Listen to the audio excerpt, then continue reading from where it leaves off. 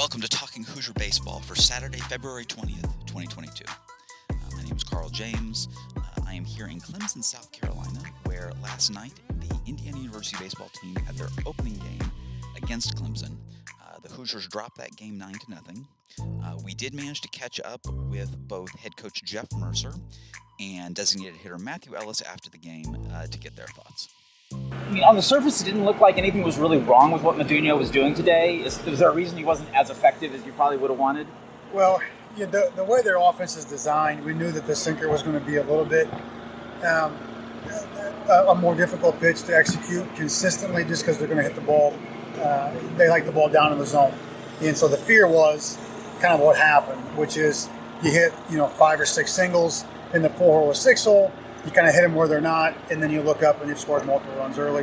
And then obviously John kind of hit that wall there as he kind of got tired there towards the end. But I thought John did a really good job composing himself. And I told the guys after the game that that's what a guy does on a Friday, the attitude, the demeanor, to walk out and to say, okay, things aren't going the way I would like, obviously. But you couldn't tell by his body language, his execution, if he was getting some tough luck or if he was striking guys out. So I thought John did a really fine job. Just a little bit of tough luck kind of to start. And then towards the end of his outing, just kind of hit that wall. And we want to make sure that we continue to push his pitch count to get him ready to go for next week as well. It looks like you had a little bit of a change in approach from the first time through the order to the second time through the order on your hitters. Yeah. A little bit more aggressive. Yeah. Was that a specific change that you guys made because the first time just wasn't effective? No, not necessarily. I think the second time through is what we would like to do. I think the first time as he was in the 94 to 96, maybe a 7 range, just the velocity kind of gets on you a little bit and it's a little bit abrasive. And so as we got used to kind of playing at that speed and the velocity came down a little bit, it was a little bit easier for us to kind of play the offense that we wanted to play from that standpoint. I thought we had competitive at-bats probably 60 or 70% of the time. We really didn't expand the zone. We were on time. And then you can see a few frustrated at-bats there where we expand the zone a little bit. But overall, I really didn't think that we were out of it offensively. The guy had good stuff, and it took us a little time to adjust. And then we kind of got going a little bit there and weren't able to execute with guys on base. But overall, there was a lot of good things I took from it in the way that we managed our at-bats. Defensively, there were actually a couple of nice plays, at least from a fan perspective. What was your thoughts overall on the defense? I think you have 2 errors. One on John just slipped on the safety, and then one you have kind of a broken play where the ball's coming off from behind the mound, and it's kind of a weird play with Kip, but we played really good defense. And if you look at like I told the guys, the base level of you got to be able to hit a fastball, and you got to be able to take care of the ball. We really did those 2 things. We were on time for fastballs. Wasn't a ton of fastball swing and miss, and then we took care of the ball and made a couple of really sensational plays. Kip's play in the 4-hole returned a terrific double play in 4.1 seconds, which is something that we really work on a lot. And then Evan Goforth coming in there in the last inning, that play behind second base was a terrific play, for a freshman coming off the bench, and Evan's going to be a really fine player. But defensive did a good job. Hit the cut, threw the ball to the cut, did what we were supposed to do. It's a little bit different for the catchers playing on dirt, or a little bit trying to block the ball and manage those things. I mean, that's an adjustment, having not been on that, and you could kind of see a couple of those balls kind of kicking away from the catchers who normally are sure-handed, but get used to playing on dirt. When and our pitchers, the stuff was really good, and so when you're throwing low to mid 90s and hard breaking balls, and sometimes you just got to be able to smother those balls. They did a good job of reading those balls in the dirt, knowing that that's a hard surface here at the plate, and being able to take advantage of that. But from a northern team, this is your 3rd day outside to play that kind of defense. I was really pleased with that.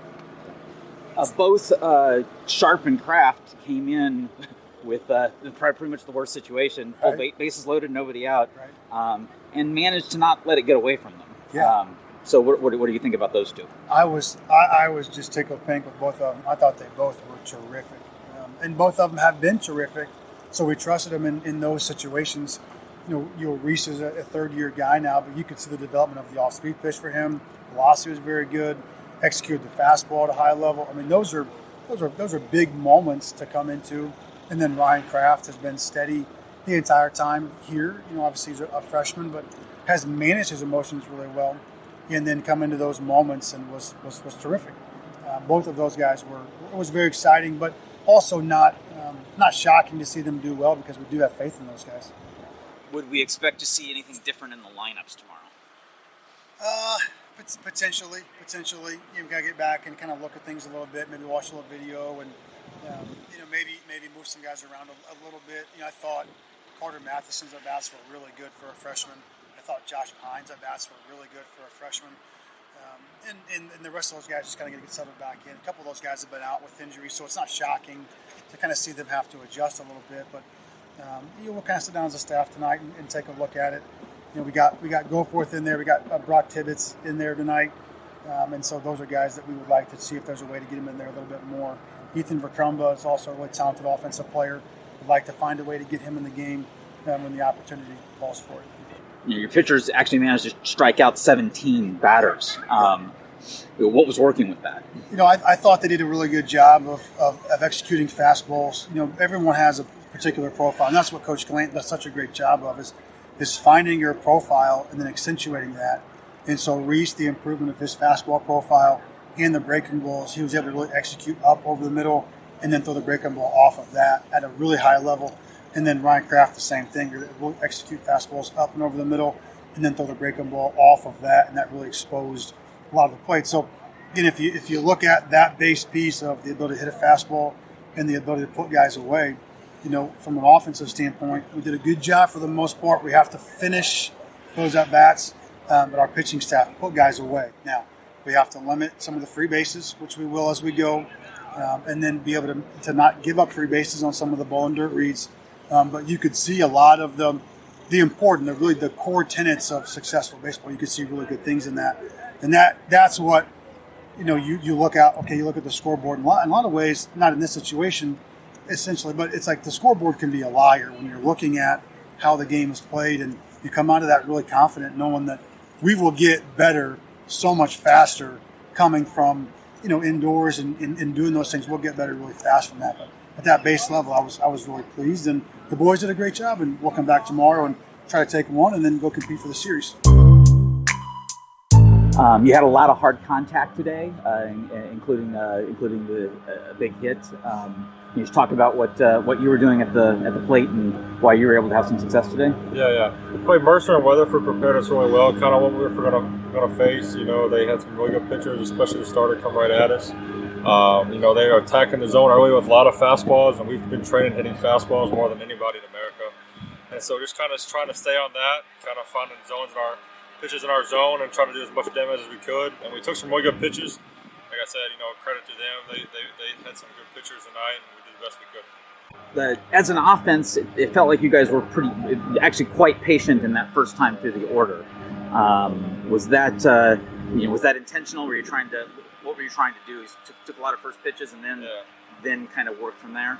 Yeah, we were just trying to be patient. We really wanted the pitches. We knew what we were looking for. We had been facing, some really good pitchers from our own team in scrimmages, and we were patient for the pitch that we wanted to hit. And that's kind of what we've been working on too, is being selective and dominating a certain zone. And we did that early, and we did it well. It just we didn't get the key hit here and there, and they didn't fall through when we needed them to. So it's just part of it. So what do you guys do? You take it. The scoreboard didn't look great, but Coach definitely thinks there were some positive things you guys took out of it.